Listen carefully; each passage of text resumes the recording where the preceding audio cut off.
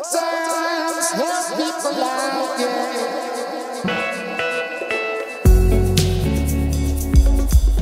Since I started making music, or being involved in music, everything's changed and nothing's changed. So it's actually the process of writing a song and making a record is the same as it ever was. It's like lots of sitting around drinking cups of tea and picking up strange instruments and trying to work out how to play them. It's more but the actual business of delivery of the music has changed completely, because it used to be all analog and now it's all digital. So it's kind of weird because you do the same things as you used to do, but there's not as much money as there used to be to pay for it. So it's kind of, that's the hardest thing, is working out how to pay for all this self-indulgence.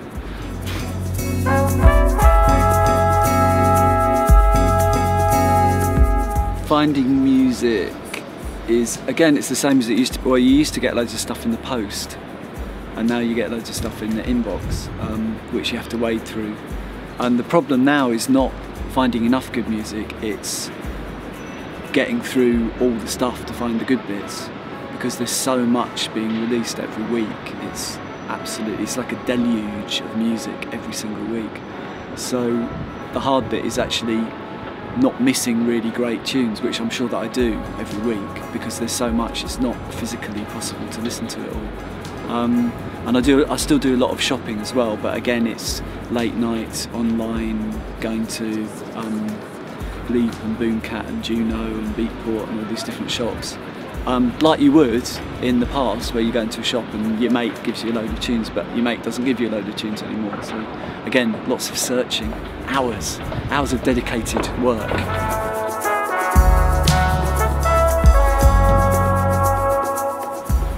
I'm still trying to work out what to do. I think really the key thing is to really boil everything down, edit. Don't like don't write a song and then put it on Bandcamp next week and then put another one on the week after and another one the week after that. But work on stuff for a long time and work on the artwork, work on the presentation, and then just make friends with people on a small level, like me and other people who do blogs and radio shows. Because everyone's very approachable if you've got something that's really good. The problem is that most of it isn't very good, you know, to be brutal, but it's not. If you've got something that's really good, you can send it to people, and if you speak to them and show them that you know what they do, then it will get listened to, and there is a chance.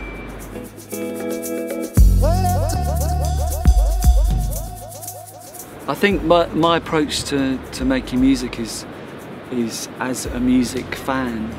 So it's kind of, I listen to loads and loads of music all the time, and there's certain things I listen to and go, God, I'd really like to make something like that. That's fantastic, I love that, and try and take a sound of the moment and push it a bit further.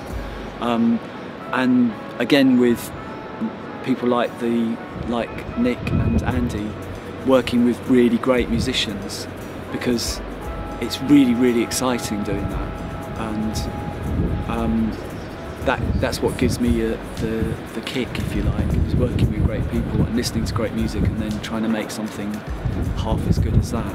So that's really the approach, and then you see what you come up with at the end of the day.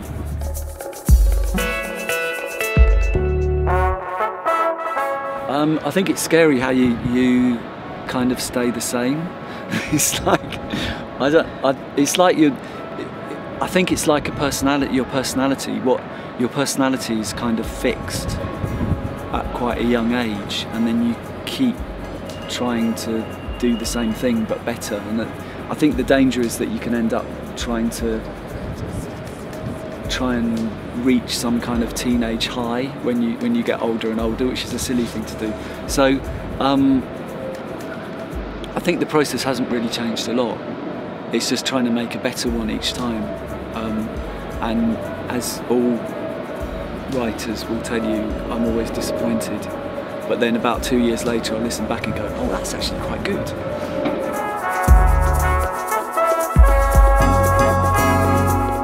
Warp Records has completely changed. I mean, when I was involved with it, it was a small label based in Sheffield that had had some early sudden success, and they didn't quite know what to do with it.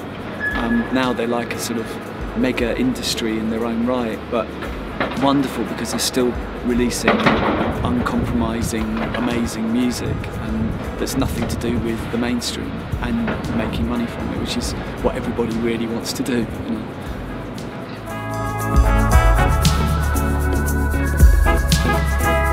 It's really hard to say the best place to DJ. My favourite place to DJ is probably Australia, but maybe that's just because it's a really long way away. Just because the atmosphere and the crowds are really lovely.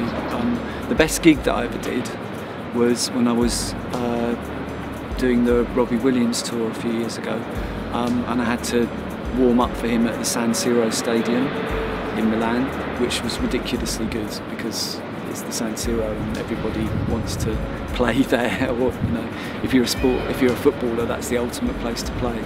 And I got to play records there to like about 40,000 screaming Italians, so that was definitely the best gig.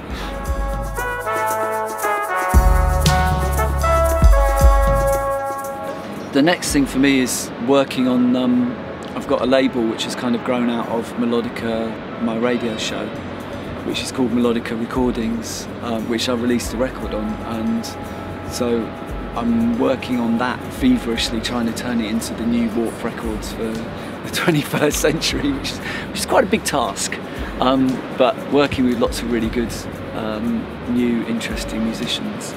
So that's kind of the next step, and obviously making more music, because that's kind of what I do. So I've started working on the next record.